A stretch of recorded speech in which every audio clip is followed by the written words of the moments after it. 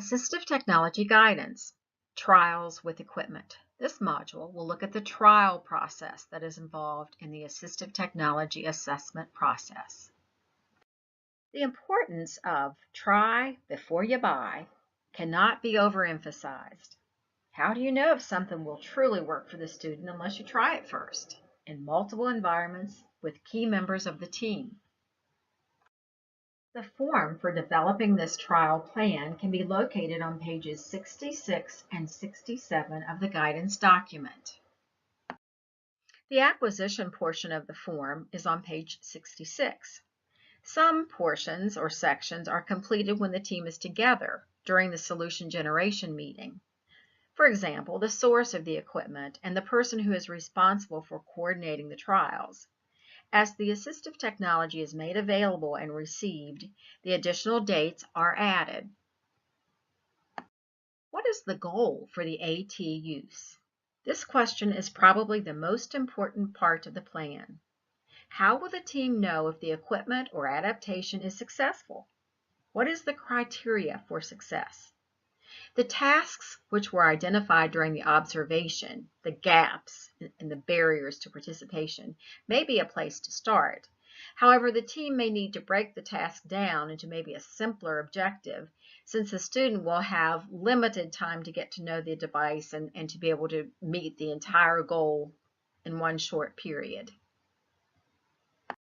Remember, there has to be someone who takes the responsibility for making sure that the plan is implemented. You may be able to borrow equipment for the trial from WVDE, Second Launch, and the West Virginia Early Childhood Resource Lending Library. The West Virginia Assistive Technology System, or WVDE, offers short-term loans of a variety of equipment. WVDE has a virtual loan library which can be found at the web address on this page. Second Launch inventory is also available through the WVDE virtual library.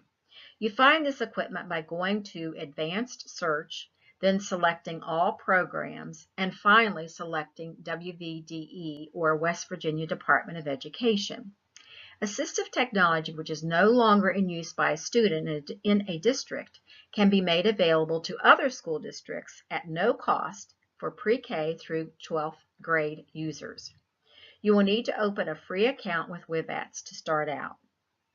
The West Virginia Early Childhood Lending Library also has simple switches and devices for use by birth to 3 providers and families and preschoolers. Some of the high-tech equipment can be rented from the vendors and the rent applied to the purchase price. It is critical that training be included as part of trial use. The team should determine who must be trained and when. The training completion dates should be documented when the training is completed. At this time, not everyone needs to be thoroughly trained, but of course the person responsible certainly does. All relevant team members, though, should have enough training to be able to use the equipment in their setting for the trial. Once the training is completed, the dates initiated and completed are added. The management support portion is on page 67. The plan includes information on the needed supports for implementation and the persons responsible. For example, setting up the equipment in each trial setting and being available as questions arise.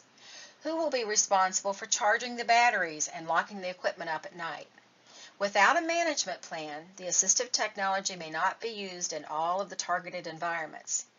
Everyone needs to be ready when the trial period begins, with no surprises.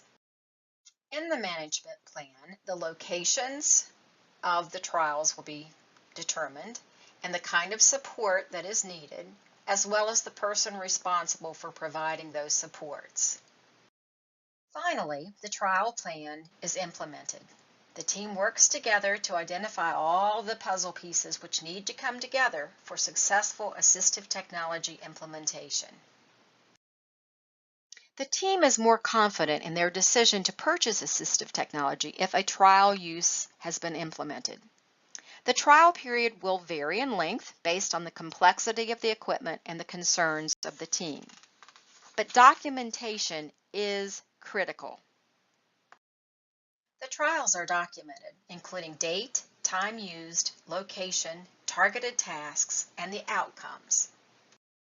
As the trial period takes place, additional information will be added to the forms, like the date received and date returned, the training initiated and the date completed, but the main thing to document is the student's use. As an example, the identified task could be that the student needs to produce audible speech so he or she can ask questions, answer questions, and participate in classroom discussion and presentations. So, in the classroom, you would first see that the voice output can be heard and understood. Through aided language stimulation, the teacher and/or therapist talks to the student using the device, and then the student is given opportunities to interact within that same functional language interchange. Does the student pick up on the targeted vocabulary? Can he access the device with a fair amount of accuracy? How does the student or staff move the device? What are all the places where the AAC device is needed? Will this device work in all environments, or should some low-tech options using the same symbols also be considered as a portable backup for environments such as the lunchroom or the gym? What additional training is needed for the staff and family? The trials are summarized on the trial use summary form, which is on page 68. The person responsible for the trial plan would complete this form. However, it may also be helpful to get feedback from staff and parents by having them complete the forms as well. It's nice to know what they think about it. What do they think the advantages are, the disadvantages? What are their preferences? Basically, did it work? And of course, the big question is, was the criteria met? The criteria for success? The recommendations for the IEP are included at the bottom of the page.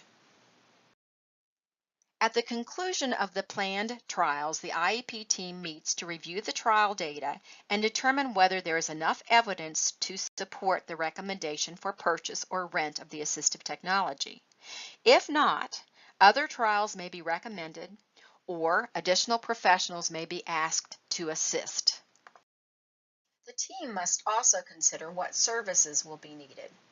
Who needs additional training? What kind of training is needed? What supports should be put in place? Who will be the go-to person? During this trial use discussion, the team addresses any concerns or questions any of the team members might have. After all of this is completed, at this point the team is ready for implementation.